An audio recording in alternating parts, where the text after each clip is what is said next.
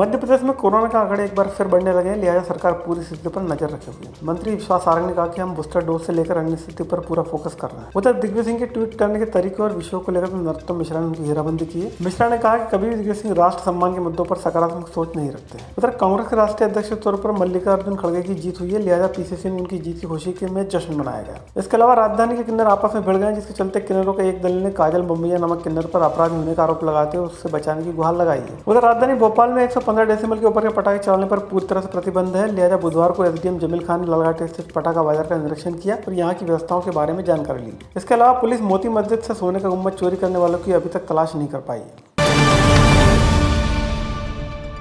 मध्य प्रदेश में कोरोना के आंकड़े बढ़ने लगे हैं। अभी तक 2 से 3 हजार सैंपल पर बमुश्किल 80 से 90 केस आ रहे थे, लेकिन अब ये बढ़कर औसतन 115 हो गए। इसके बाद सरकार इस मुद्दे पर पूरी नजर बनाए रखे हुए है। केंद्र सरकार की गाइडलाइन पर पालन करते हुए बूस्टर डोज का विशेष अभियान चलाने के बारे में भी सोचा जा रहा है। देखिए, हम हर तरह हर स्थिति पर पूरी नज़र रखे हुए हैं। सरकार की ओर से पहले ही ये सुनिश्चित किया गया है कि केंद्र सरकार की जो भी गाइडलाइन है उसका पूरा पालन करें और देश में कोरोना को लेकर जो कुछ स्थितियां हैं उस पर समुचित विचार करके ये सुनिश्चित किया जाए कि हर स्थिति पर हमारी सरकार पूरी मुस्तैदी के साथ काम करे। इसके निर्देश पहले ही दिए जा चुके हैं। देखिए, इसको लेकर पहले ही कार्य योजना बनी है और लगातार बूस्टर डोज या प्रिकॉशन डोज लोग लगवाएं, इसके लिए बातचीत की जा रही है। जो एलिजिबल सेगमेंट हैं वो इस बूस्टर जो डोज से जुड़े, इसके पहले ही व्यवस्था की जा रही है और ये और सुनिश्चित किया जाएगा कि सभी बूस्टर डोज लगवाएं। दिग्विजय सिंह अक्सर जो ट्वीट करते हैं केंद्र और राज्य के अलावा आरएसएस और भाजपा पर तंज कसने के लिए होते हैं, लेकिन कभी उन्होंने राष्ट्र के सम्मान में अंतर्राष्ट्रीय मुद्दों पर अपनी बात नहीं रखी। इसके बाद मंत्री नरोत्तम मिश्रा ने उन पर तंज कसते हुए कहा कि कभी तो राष्ट्रवाद की बात कर लिया करो जनाब। इस तंज के सीधे मायने निकाले जा रहे हैं कि अल्पसंख्यकों के प्रति उनका राग और आतंक को आगे साफ लगाना बंद किया जाए। देखिए, दिग्विजय सिंह जी सिर्फ ऐसी ही चीजें तलाशते आपको मिलेंगे, कभी राष्ट्र के स्वाभिमान या सम्मान की बात आपको तलाशते मिले ही नहीं होंगे। मेरा आपसे आग्रह है कि पिछले 2 साल के, 3 साल के, 5 साल के उनके ट्वीट देखो। कभी राष्ट्र के गौरव पर, राष्ट्र के सम्मान पर कोई बात आई हो, वैक्सीन बनने की आई हो, सर्जिकल स्ट्राइक की आई हो, एयर स्ट्राइक की आई हो, हमारा वैश्विक नेतृत्व के बारे में आई होगी, कभी आपने राष्ट्र के गौरव के विषय पर उन्हें बोलता नहीं देखा होगा। कांग्रेस के राष्ट्रीय अध्यक्ष के लिए वो चुनाव में मल्लिकार्जुन खड़गे की जीत हुई, लिहाजा इस खुशी में पीसीसी में जश्न मनाया। इस मौके पर संगठन मंत्री चंद्रप्रकाश शेखर ने कहा कि खड़गे जी के चुने जाने से सभी कांग्रेसी उत्साहित हैं और आने वाले समय में पार्टी एक सूत्र में संगठित होकर काम करेगी। प्रदेश कांग्रेस कमेटी के करोड़ों कार्यकर्ता, लाखों कार्यकर्ता अखिल भारतीय कांग्रेस कमेटी के अध्यक्ष बने पर श्री मल्लिकार्जुन खड़गे साहब को बहुत बहुत बधाई देते हैं।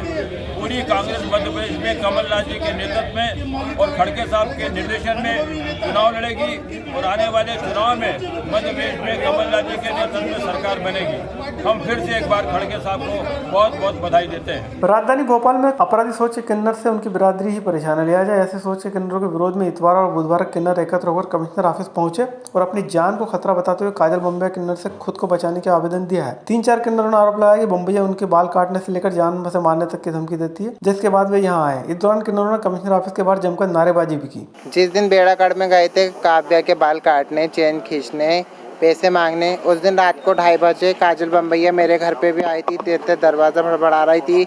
उसके पास गई, उसको भी बाल काटने की धमकी दी तो उसके घर वाले थे तो उसके बाल नहीं काटे, पर उसको धमकी दे के आ गई थी और मुझे भी डरा के ले गई। फिर मैं उसके पास से भाग के घर आ गई थी।